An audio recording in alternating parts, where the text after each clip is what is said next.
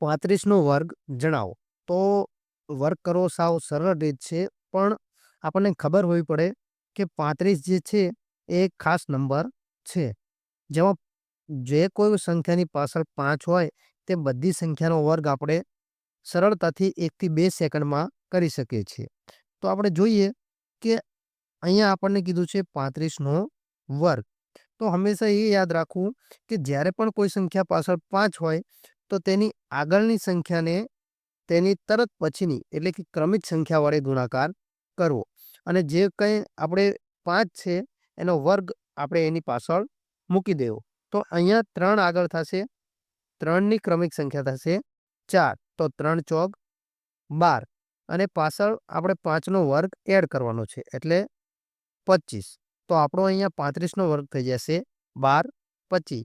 એવી જ રીતે આપણે 45નો જો વર્ગ કરીએ તો પહેલાં તો 4ની એક આગળની સંખ્યા એટલે 4 ગુણ્યા 5 કેટલા થશે? 5 ચોક 20 અને એની પાછળ 5નો વર્ગ એટલે 25.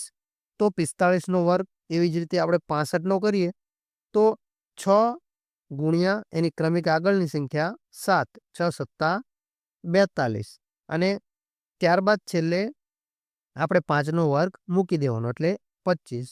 એવી જ રીતે જો આપણે 95નો વર્ગ ગોતીએ તો 9 ગુણ્યા ક્રમિક સંખ્યા એટલે 10. તો 9 દાન 90 અને 5નો વર્ગ આપણે પાછળ એડ કરીએ તો 25.